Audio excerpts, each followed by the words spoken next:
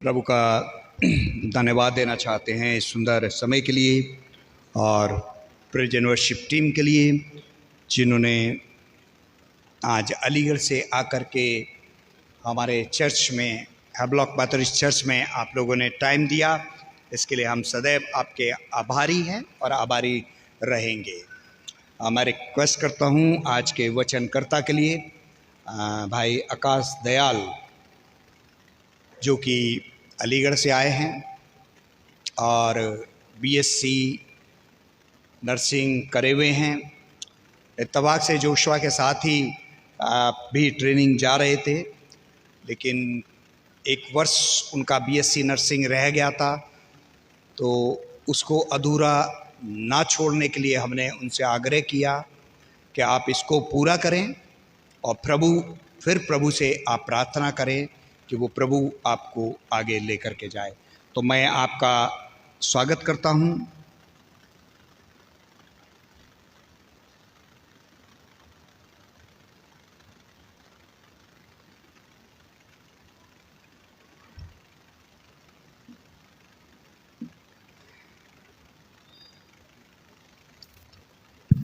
Praise the Lord, hallelujah, hallelujah, hallelujah. क्या आप सभी आनंदित हैं? Praise the Lord. आपके भाई साहब जरूर इस चीज़ को पूछते होंगे कि आप सभी आनंदित हैं, तो आपका उत्तर क्या रहता है? क्या हम आनंदित हैं? फिर उनका क्वेश्चन एक और रहता है कि आप क्यों आनंदित हैं? क्यों आनंदित हैं?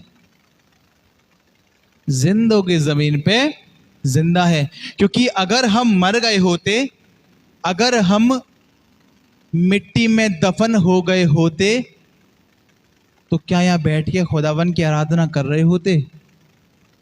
क्या बिलक बिलक कर रोकर प्रार्थना कर रहे होते? क्या परमेश्वर से अपनी पापों की क्षमा मांग रहे होते? नहीं मांग रहे होते। समय नहीं होता, क्योंकि जो समय मिला था वो चला गया था। लेकिन आप आशीषित लोग हैं, आप ब्लेस्ड हैं, क्योंकि आप खुदावन के भवन में हैं। चुने तो बहुत लोग गए हैं, बुलाए बहुत लोग गए हैं, कुछ ही चुनिंदा है जो परमेश्वर के कलाम को, परमेश्वर की आराधना को अपने जीवन में करने पा रहे हैं। हालेलुया। सब नहीं आए, लेकिन परमेश्वर ने कुछों को चुना। आपको पता है चुनने का कारण क्या था? चुनने का कारण यही है कि परमेश्वर का आपके जीवन से कुछ ना कुछ मकसद है, कुछ चाहता है परमेश्वर आपसे। किसी योजना के लिए खुदावन तैयार कर रहा है आपको। आपका भवन में आना, प्रार्थना करना, आंसुओं को बहाना, ये ऐसे ही नहीं हो रहा। जो भी हम संसार में काम करते हैं, हर एक काम के पीछे एक हमारा मकसद होता है, एक एम होता है। मैं पढ़ाई कर रहा हूँ एक अच्छी जॉब के लिए, मैं तैयारी कर रहा हूँ, या मेरे घर में एक फंक्शन है, शादी है, तैयारी कर रहा हूँ ताकि वो फंक्शन अच्छा हो। खुदावन तैयार कर रहा है ताकि परमेश्वर की कौम मजबूत हो, ऐसी मजबूत जब परमेश्वर के लोग खड़े हो जाएं, शैतान की औकात नहीं उस जगह पे खड़े होकर कुछ काम करने की। हालेलुया। परमेश्वर आपसे प्रेम करता है, उस प्रेम को व्यर्थ मत जाने दीजिएगा। मुझे पता है यहाँ पे बहुत से लोग आए हैं, बहुत सी चिंताओं को लेके आप आए हैं, लेकिन चिंता के विषय परमेश्वर आपसे कुछ कहना चाहता है। शायद आपने आंसू बहाए, आप रोए, कोई बीमार के लिए प्रार्थना कर रहे हैं, अपनी जिंदगी के लिए प्रार्थना कर रहे हैं, लेकिन खुदावन आपसे कुछ चाहता है। वचन में चलने से पहले मैं शुक्रगुजार हूँ अपने परमेश्वर का कि परमेश्वर ने मुझे ये मौका दिया। मुझे नहीं पता था मुझे सरमन बोलना है, मैं कोई तैयारी से नहीं आया। हम बस वर्शिप ताकि हम जाके वहाँ वर्शिप करेंगे, लेकिन ये खुदा की योजना है कि खुदावन ने मुझे ये अवसर दिया। ना जाने खुदा क्या जीवन से बुलवाए, ना जाने खुदा किसके जीवन में कार्य कराए। और मैं तहे दिल से शुक्रिया करता हूँ हमारे भाई साहब का, अजीज भाई साहब का, भाई साहब एस टी गिल भाई साहब का, हमारे कि उन्होंने ये मौका दिया कि मैं परमेश्वर के कलाम को आपके बीच में शेयर कर सकूं। तो भाई साहब, मैं बहुत शुक्रगुजार हूं आपका कि आपने मुझे मौका दिया। भाई जोशुआ का, मेरा छोटा भाई है, बहुत टाइम मिलकर हमने खुदावन की आराधना करी, एक दूसरे के साथ प्रार्थना करी, 24-24 घंटे हमने परमेश्वर के भवन में बिताए अपनी ज़िंदगी को बदलने के लिए। लेकिन खुदा ने कहीं हद तक हमारी ज़िंदगियों को बदला, वरना आज हम भी शायद कहीं भीड़ में भटक रहे होते, कहीं दुकान पे खड़े होके कुछ खा रहे होते, न जाने कहाँ होते। लेकिन ये खुदा की योजना है कि हम खुदा के भवन में। आइए हम सभी छोटी सी प्रार्थना करेंगे, उसके बाद परमेश्वर के कलाम में चलेंगे। खुदावन, धन्यवाद करते हैं प्रभु इस कलाम के लिए, इस अद्भुत वचन के लिए खुदावन जो तूने दिया है पिता। खुदावन, ये कलाम हर एक की ज़िंदगी के लिए पिता, ये वचन प्रभु हर एक ज़िंदगी के लिए खुदावन, जो प्रभु इस कलाम को सुनती पिता, तुझ पर ईमान, तुझ पर विश्वास लाती पिता, आशीषों का वसीला हो पिता। और आज का ये वचन प्रभु, ये मेरे द्वारा नहीं खुदावन, क्योंकि प्रभु मैं तो मिट्टी से बना प्रभु, और एक दिन मिट्टी में मिल जाऊंगा खुदावन। मैं किसी भी योग्य नहीं, मैं इस योग्य नहीं खुदावन कि प्रभु खुदावन तेरे भवन में, तेरे द्वार पे खड़ा होके भी कुछ कह सकूं पिता। लेकिन खुदावन तूने इतना आदर, इतना सम्मान दिया है प्रभु, मैं बड़ा शुक्रगुजार हूं उन चीज़ों के लिए। आज का वचन हर एक ज़िंदगी के लिए बड़ी बरकत, बड़ी आशीषों का कलाम हो, और हर एक की ज़िंदगी आज इस कलाम से बदलने वाली हो सके। यीशु मसीह के नाम से इस प्रार्थना विनती को मांगते हैं, आमीन आमीन हालेलुया। आइए हम सभी परमेश्वर के वचन में से पढ़ने के लिए निकालेंगे मत्ती रची सुसमाचार,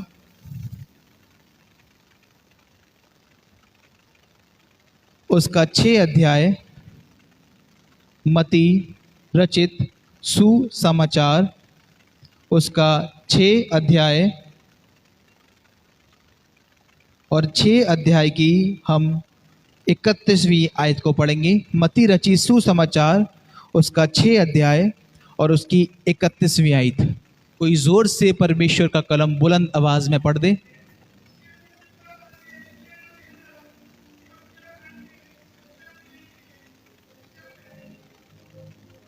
हालेलुया। थैंक यू अंकल सुंदर वचन को पढ़ने के लिए। वचन कहता है कि तुम ये चिंता मत करना, तुम क्या खाओगे, क्या पियोगे, क्या पहनोगे। क्यों चिंता मत करना? कोई स्पेसिफिक रीजन है कि चिंता इसलिए मत करना? क्या कारण है चिंता ना करने का? क्यों चिंता ना करें हम? बिना चिंता करे तो हमारे घर में कोई काम नहीं होते। अगर हम किसी फंक्शन की तैयारी कर रहे हैं, जब तक हम उसकी चिंता ना करें तो वो काम हमारे नहीं होते। कोई यदि बीमार है और उसकी अगर चिंता ना करें तो इतनी जल्दी हम उसको अच्छा ट्रीटमेंट भी नहीं दे पाते। तो जब संसार कह रहा है कि चिंता करो, बिना चिंता के काम नहीं होंगे, तो परमेश्वर का कलाम क्यों कह रहा है कि तुम किसी बात की चिंता मत करना? वचन कह रहा है इसलिए तुम चिंता करके यह ना कहना कि हम क्या खाएंगे, क्या पहनेंगे और क्या पिएंगे। क्यों चिंता न करना? क्या कारण है कि हम चिंता ना करें? और क्यों वचन कह रहा है कि तुम इन बातों की चिंता मत करना? क्योंकि आज के दौर में 2024 में हम बहुत चिंताएं करते हैं। एक रीसेंट की चिंता मैं बताऊं, एक चिंता ये भी हमारे मन में है, कितने लोगों को कोविशील्ड लगी है? कोविशील्ड किन किन को लगी, हाथ उठाइएगा। 70% लोगों को जो चर्च में बैठे कोविशील्ड लगी है। कुछों की चिंता तो यह है कि हार्ट अटैक ना आ जाए, कार्डियक अरेस्ट ना हो जाए, ये चिंता है आपकी। और कोवैक्सीन वाले क्या कह रहे हैं? अब नहीं बचोगे, काम हो जाएगा। लेकिन वचन फिर क्यों कह रहा है कि तुम किसी बात की चिंता मत करना? चिंता इसीलिए मत करना क्योंकि इस क्रूस से बहता हुआ लहू का एक एक कतरा इस बात की गवाही देता है कि यीशु मसीह ने सारी बातों को क्रूस पे जीत लिया है। हालेलुया। यीशु मसीह ने क्रूस पे हर एक बात को जीत लिया है। हर एक बात का कर्ज यीशु ने क्रूस पे उतारा है। वो कांटों का ताज जो यीशु के सर पे गोदा हुआ था, जो एक एक इंच उसके सर में घुस गया था, इस बात की वो कांटे, वो खून, वो सर गवाही देता है कि तुम किसी बात की चिंता मत करना, क्योंकि यीशु ने सब बातों को क्रूस पर जीत लिया है। हालेलुया। इसलिए वचन कहता है किसी बात की चिंता मत करना कि क्या खाएंगे, क्या पहनेंगे, क्या पिएंगे। परमेश्वर आपकी चिंता कर लेगा। इजरायली कौम जब मिस्र की गुलामी में से निकाली गई, तो जब मन्ना बटेर बरसता था, तो इजरायली भी चिंता करने लगे कि क्या हम बटोर के रख लें, ना जाने कल मिले ना मिले। क्या हम अपने खत्तों में बटोर लें, ना जाने कल मिले ना मिले। परमेश्वर का वचन क्या कहता है? बोलिए, वचन ने क्या बोला? परमेश्वर ने क्या बोला? चिंता मत करो। हे मूसा, इनसे कह दे चिंता ना करें, कल की चिंता कल आप करेगा। नया मन्ना नया बटेर परमेश्वर तुम्हें खिलाएगा। परमेश्वर स्टोर हुआ नहीं खिलाता हमें। परमेश्वर बासी खाना नहीं खिलाता हमें, रखा हुआ खाना नहीं देता परमेश्वर। वो इतना प्रेम आपसे करता है, उसका प्रेम इतना ज्यादा है आपसे कि वो आपको ताजी देना चाहता है, फ्रेश बिल्कुल। बासी खाना खाने के आपको पता है क्या क्या नुकसान होते हैं? पेट में दर्द हो जाता है हमारे, है ना, इन्फेक्शन हो जाता है बासी खाना खाने से। लेकिन परमेश्वर हमें ताजी की बात करता है, इसीलिए कहता है कि तुम अपने आज की चिंता मत करना कि तुम क्या खाओगे, क्या पहनोगे, क्या पियोगे, कहाँ रहोगे, क्या करोगे, क्या करने जाओगे। तुमने क्या करा फर्क नहीं पड़ता, लेकिन तुम अपने आज की चिंता मत करना, तुम अपने कल की चिंता मत करना, क्योंकि परमेश्वर यहोवा खुद आप तुम्हारी चिंता कर लेगा। उसको आपकी चिंता इतनी थी, उसको आपकी चिंता इतनी थी कि उसने अपने आप को भी रख के ना छोड़ा, लेकिन अपने आप को भी आपके खातिर दे दिया, मेरे खातिर दे दिया। सोचा है अगर यीशु मसीह इस दुनिया में नहीं आते तो हमारा क्या होता? सोचा किसी ने कभी? सोचा किसी ने कि अगर यीशु मसीह हमारे बीच में नहीं आते तो हमारी जिंदगी कैसी होती? अगर यीशु मसीह आपकी जिंदगी में नहीं आते तो जिंदगी बद से बदतर होती, इतनी बदतर कि आप सोच नहीं सकते, इतनी खराब कि आपको सोच के भी डर लग जाएगा। तड़प तड़प की मृत्यु मिलती हमें, अनकाउंटेबल बीमारियों के शिकार होते हैं आप, घर में मुसीबतें परेशानियां हर समय बनी रहती। यीशु इसलिए आया कि आपको जीवन दे और बहुतायत का जीवन दे। फर्क बस इतना है कि क्या उस जीवन को हम लेना चाहते हैं कि नहीं। फर्क बस इतना है कि उस जिंदगी में हम जाना चाहते हैं कि नहीं, उस जिंदगी को ग्रहण करना चाहते हैं। यीशु आपको देना चाहता है, ये 100% है। यीशु आपको देना चाहता है और अनकाउंटेबल देना चाहता है, ये 100% है। बात बस एक जगह आके रुकती है, आप कितना लेना चाहते हैं। आज वचन से हम कितना लेंगे, आज हम कितना लेना चाहते हैं। मैं आपको एक बात बताऊं, हम कुछ लेना नहीं चाहते। हम सोचते हैं कि बिना किसी परिश्रम के हमें चीजें मिल जाएं।